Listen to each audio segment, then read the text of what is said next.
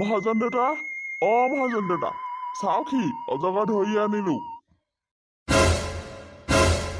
হেই কি চাইছে এতিয়া? গুণধৰহঁতে সেই অজগৰটো ধৰি আনিলে। আপুনিতো খৈত খাই কৈছিলে বিয়া দিম বুলি, এতিয়া দিয়ে গৈ বিয়া চম্পাৱতী। তাকেতো কি আৰু তাকেতো একো ভাবিব চিন্তিবলৈ নালাগে। আপুনি খৈত খাইছে যিহেতু আপুনি পালন কৰিবই লাগিব। মই তামোল বনাম যোগাৰ কৰোঁগৈ আৰু চম্পাৱতীকো গা ধুৱাই ৰেডি কৰোঁগৈ। আপুনি বাকীখিনি যোগাৰ কৰক, গাঁৱৰ মানুহক মাতকগৈ, তাৰপিছত বিয়াখন পাতি দিয়ক।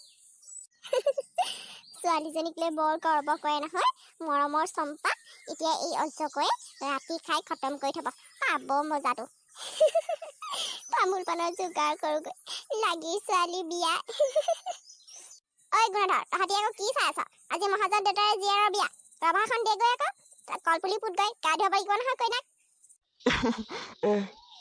ফুল চন্দন তুলসী। মোৰ একেবাৰে বিয়া হ'বলৈ মন নাই। তুমি দেউতাক কোৱা না মা, মই অজগৰ সাপৰ লগত কেনেকৈ বিয়া হ'ম মা? হে ভগৱান, তুমি আমাক কি প্ৰমাণ চাইছা ছোৱালীজনীৰ লগত? কি এডাল অজগৰ সাপ, মই কেনেকৈ মোৰ ছোৱালীজনীক বিয়া হ'ব দিব পাৰো?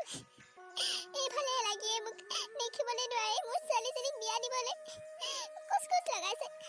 হে ভগৱান, ইয়াতে কান্দি কান্দি বহি আছ যে, জীয়াৰৰ আজি বিয়া, গম পাইছনে নাই? চোতালত ৰভা দিবলৈ মানুহ ভিৰ পৰিছে, গাঁৱৰ সকলো মানুহ আহিছে। ঐ চম্পা, বল মোৰ লগত।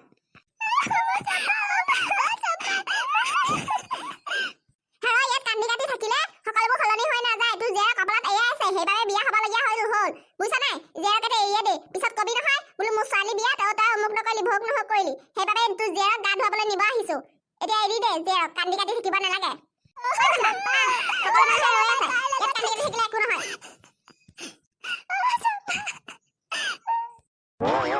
বোলো বাইদেউহঁত উৰুলি এটা দিয়ক আকৌ, চম্পা বিয়া বুলি নে এনে খাম বুলি ভাবিছে? কিবা এটা গীত চিট হ'লেও দি দিয়ক।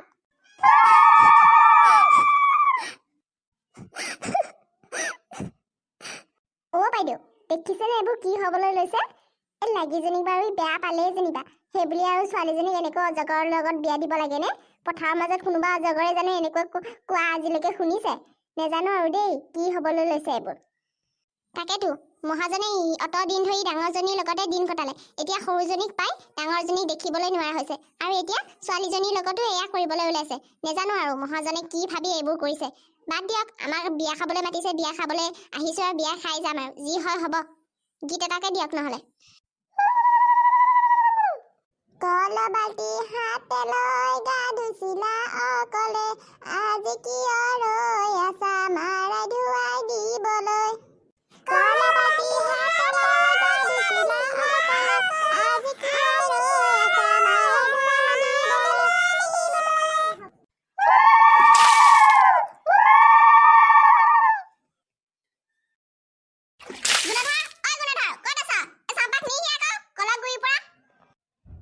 আইদেউ গৈছো।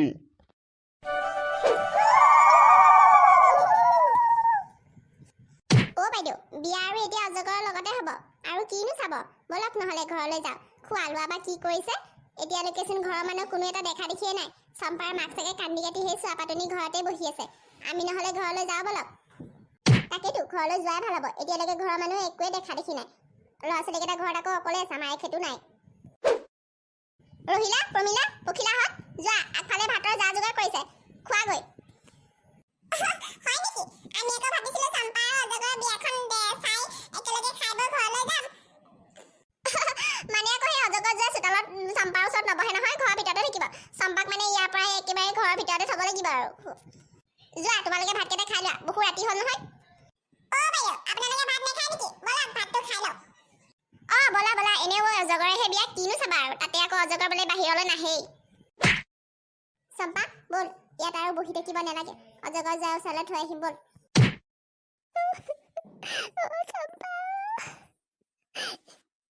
মা চম্পা বেছি দেৰি কৰিব নালাগে, মাৰ ওচৰত সেৱা এটা ল, তাৰপিছত তোক অজগৰ যোৱাৰ ওচৰত থৈ আহিব লাগিব নহয়।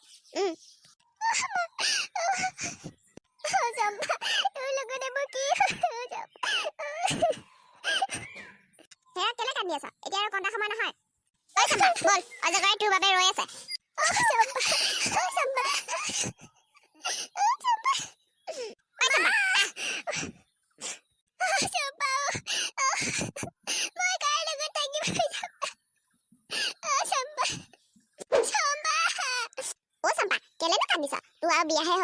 মানুহে বিয়াত আৰু ইমান কান্দিব লাগে নে আৰু সেই মানুহৰ দৰা নহল যেনিবা অজগৰ দৰা হলে একো নাই বুজিছ নাই ভিতৰলৈ যাগৈ যা অজগৰ যায় কত সময় ধৰি তোলৈ ৰৈয়ে আছে ভিতৰলৈ যাগৈ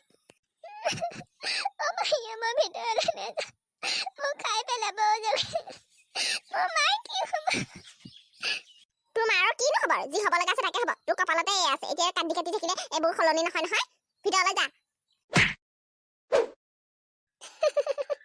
চম্পা আজি এইটো এইখন ঘৰ অন্তিম দিন তোক আজি ৰাতি অজগৰে হজম কৰি থব একদম তাৰপিছত তোৰ মাৰা মৰমৰ চম্পা কিয়নো আছা থিৰে কাষতে আছে পিৰালি বহাচোন মোৰ ওচৰতে আহি নকৰো মই তোমাক একোৱে ক্ষতি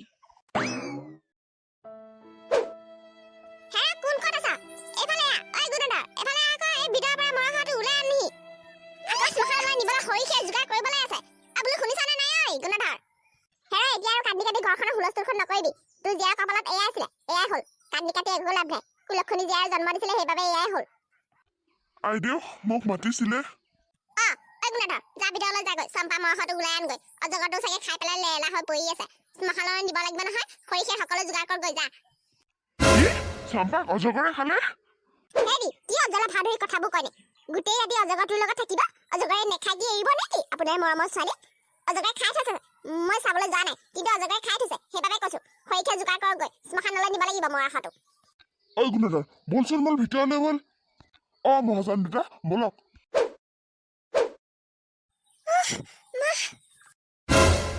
মোৰ হাতত গলত এইবোৰ সোণৰ অলংকাৰ ক'ৰ পৰা কি হৈছিল মোৰ লগত ৰাতি মৰমৰ চম্পা নহবা তুমি আচৰিত হাতৰে কেৰুমণি গলৰে নেকলেছ সকলো পিন্ধাইছোৱে মই কি তাৰমানে সেই অজগৰটো কোনো সাপ নাছিলে দেৱতা আছিলে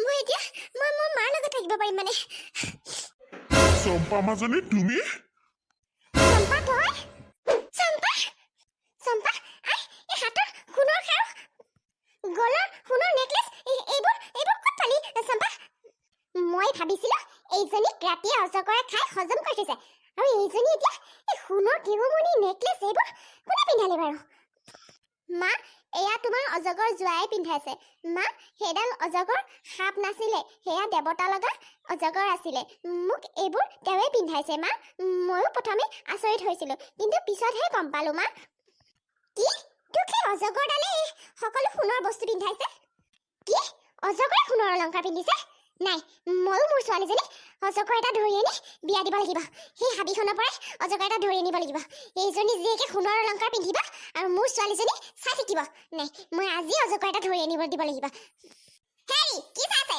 এতিয়া যাওক সেই হাবিখনৰ পৰা কালিকা লগা অজগৰ এটা ধৰি আনগৈ মই মোৰ ছোৱালী ৰত্নাৱতীক অজগৰ সাপৰ লগতে বিয়া দিম আপুনি আজিয়ে ধৰি লৈ আহক কি তুমি বলিয়া হলা নেকি নাই হোৱা মই বলিয়া ঐ গুণধৰ তই আকৌ ইয়াত কি চাইছ মহাজন দেউতাৰ লগত গৈ সেই হাবিখনৰ পৰা কালিকা লগা অজগৰ এটা ধৰি আন আজিয়ে মই মোৰ ছোৱালীক বিয়া দিম মই বলিয়া হোৱা নাই মই মোৰ ছোৱালীক বিয়া দিবই লাগিব অজগৰ সাপৰ লগত যা ধৰি আনগৈ আৰু আপুনিও যাওক